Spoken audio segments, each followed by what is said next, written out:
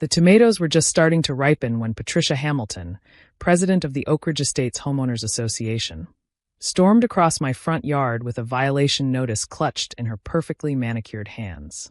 Behind her, 2 other HOA board members watched with barely concealed satisfaction.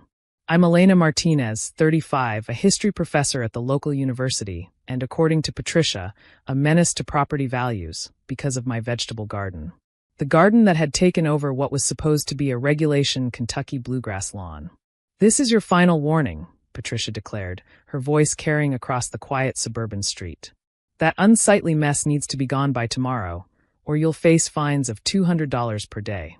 I wiped my hands on my gardening apron, feeling the familiar texture of the soil under my fingernails. "The HOA bylaws don't prohibit vegetable gardens, Patricia. I checked before I started planting. The bylaws require all front yards to be properly landscaped," she countered. "This farm is not proper landscaping." I looked at my garden, neat rows of tomatoes, peppers, beans, and herbs, bordered by flowering native plants that attracted beneficial insects.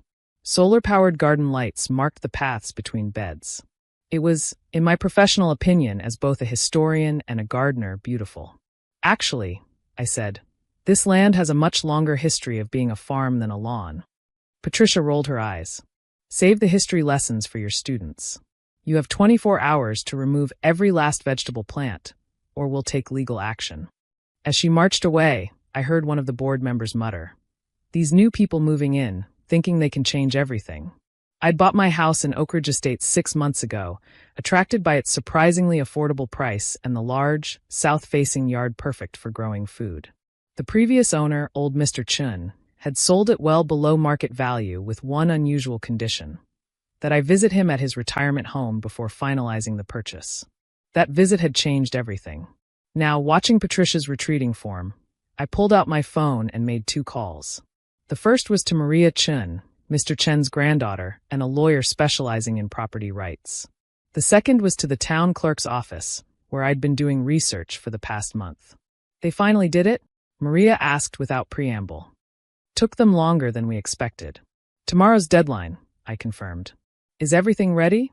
"Just got the final documentation from the state archives this morning." "Perfect timing.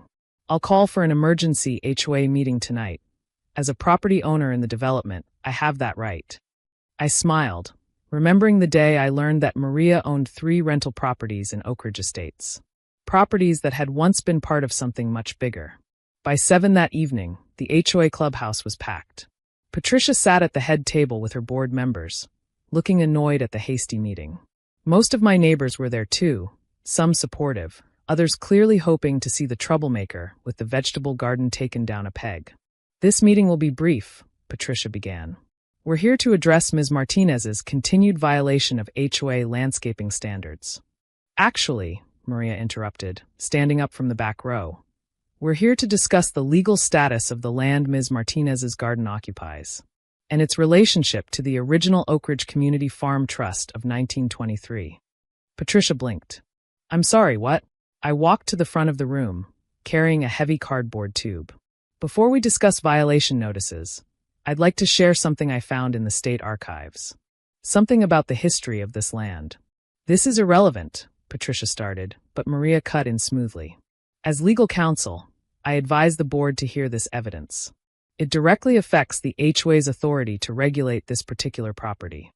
I unrolled the first document, a yellowed map from 1923 showing the original Oak Ridge farm. This land wasn't always a suburban development. For 50 years, it was the town's community farm, started during the food shortages after World War I. Every family in town had a plot where they could grow food. Murmurs rippled through the room. Some of the older residents were nodding. The farm was established by the Chun family. Yes, the same Chuns who lived here until recently, along with other immigrant families who pooled their resources to buy the land. They created a legal trust with one particular condition. I unrolled the second document, this one bearing multiple official seals and signatures. The land could be developed for housing eventually, but certain plots had to maintain their original purpose, growing food for the community. This condition was written into every subsequent deed, including the ones created when Oak Ridge Estates was developed in 1975. Patricia's face had lost some of its confidence. That's absurd. No such restriction exists in our records. Actually, Maria stepped forward. It does. It was deliberately obscured during the initial development, but it was never legally voided. My grandfather, who sold Ms. Martinez her house, was the last living trustee of the original farm trust. He chose her specifically because of her commitment to continuing the land's original purpose. I looked around the room, seeing the mix of confusion, interest, and growing understanding on my neighbors' faces. My garden isn't just a hobby. It's fulfilling a 100-year-old promise. A promise that this land would always help feed its community. But there was more to the story, much more. As I prepared to unroll the third document, I thought about what Mr. Chun had told me during that first visit to his retirement home. About why the promise mattered more now than ever. Because this wasn't just about a vegetable garden or property values or HOA rules. This was about remembering who we were and who we could be again. The third document I unrolled wasn't as old as the others. It was a detailed report from the County Environmental Office, dated just 3 months ago. Oak Ridge Estates sits on what geologists call an aquifer recharge zone, I explained. The soil here has unique properties that make it exceptionally good for growing food, and for filtering groundwater that feeds the town's aquifer. Maria handed out copies of a modern survey map. The development was built before environmental impact studies were required. But recent water quality tests show something interesting. The areas where the original farm plots were located, including Ms. Martinez's garden, are helping clean pollutants from the groundwater. Patricia's face had turned an interesting shade of red. This is ridiculous. You can't expect us to believe. Actually, a new voice spoke up. They're right. Harold Thompson, the town's water resource manager, stood up from his seat. Those vegetable gardens are doing more than growing food. They're helping protect our town's water supply. I nodded to Harold. His data had been crucial in understanding why Mr. Chun had been so insistent about preserving certain plots. The original farmers chose this location carefully. They understood soil in a way we're only now rediscovering. But what does this have to do with HOA regulations? Patricia demanded. Maria stepped forward with another document. The original trust wasn't just about growing food. It was about protecting the land's ability to sustain the community. When Oak Ridge Estates was developed, certain plots were specifically preserved because of their environmental importance. My grandfather knew this, she continued. He watched for decades as lawns and chemical fertilizers replaced the natural filtering systems the original farms provided. He saw water quality reports showing increasing contamination. That's why he made sure these specific plots would return to their original purpose. I pulled out my laptop, connected it to the clubhouse's projector. This is data from the past 6 months, showing soil and water quality changes since I started the garden. Graphs and charts appeared on screen, drawing gasps from several board members. The natural gardening methods I use, no chemical fertilizers, companion planting, native species, are actually improving water quality in the surrounding area. Just like the original farm did 100 years ago. Patricia's expression had shifted from anger to uncertainty. But property values have increased, Maria cut in smoothly. I've brought recent appraisals of homes near the garden plots. The unique historical significance, combined with the environmental benefits, has actually made these properties more valuable. An elderly resident stood up slowly. I remember my grandmother talking about the old community farm. She said everyone in town helped during the Depression. Nobody went hungry because of those gardens. Others began sharing stories, memories passed down through families, old photos of vegetable plots where manicured lawns now grew. The history of Oak Ridge Farm wasn't just in documents. It lived in the community's collective memory. There's more, I said quietly, pulling out a final folder. Mr. Chin left something else when he sold me the house. A proposal for reviving the community garden program, using modern sustainable farming techniques. A way to honor the past while preparing for the future. The proposal detailed how the remaining original plots could be transformed into a network of community gardens, providing fresh produce for local food banks, educational opportunities for schools, and natural water filtration for the aquifer. The trust included funding, Maria explained. Money set aside a century ago, carefully invested, waiting for the right time. Enough to help other homeowners convert their plots back to gardens if they choose.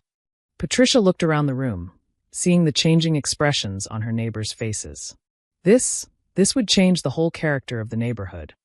It would restore the neighborhood's original character, I corrected gently, while solving modern problems.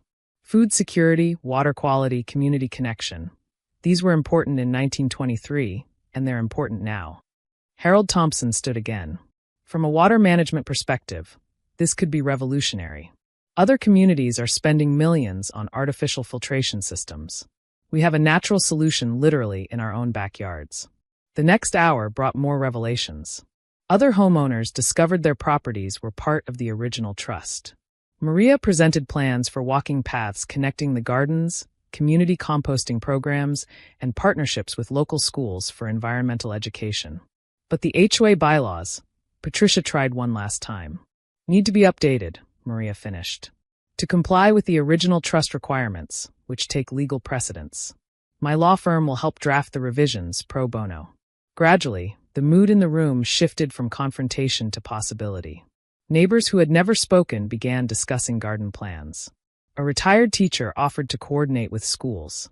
Someone suggested a farmer's market in the clubhouse parking lot.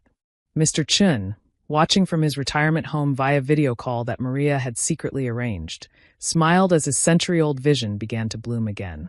6 months later, my garden had company.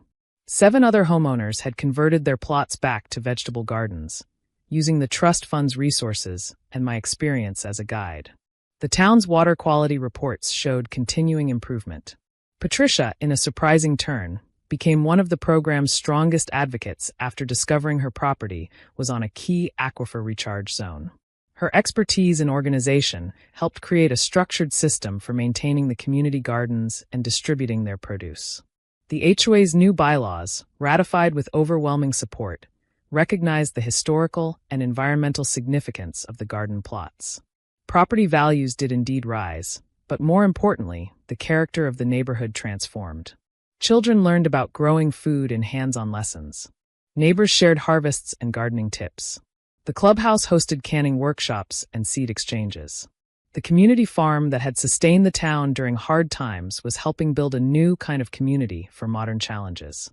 Mr. Chin passed away peacefully that winter, but not before seeing his beloved farm's legacy renewed. At his memorial service, held in the community garden that had sparked the transformation, his granddaughter shared his final words about the project. The land remembers its purpose. Sometimes it just needs help reminding people. 1 year after Patricia's confrontation in my front yard, I stood in my thriving garden, watching butterflies dance among the tomato plants.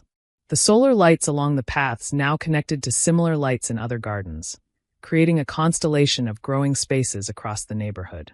The County Environmental Office had begun studying the Oak Ridge model for natural water filtration.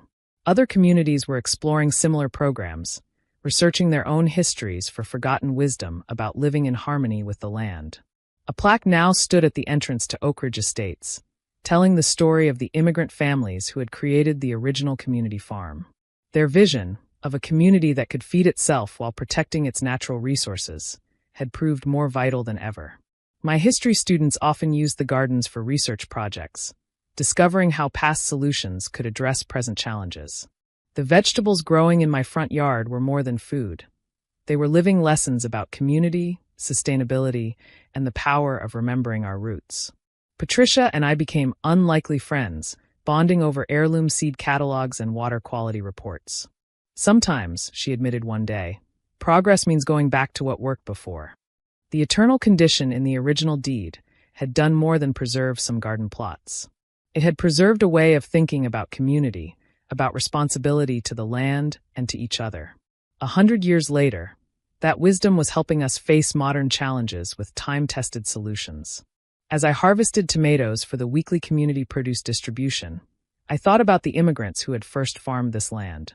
They had understood something we were relearning, that the health of a community is rooted in the health of its soil, its water, and its connections between neighbors. The HOA still regulated house colors and fence heights, but now it also helped coordinate crop rotations and composting schedules. Property values were measured not just in dollars, but in environmental impact and community contribution.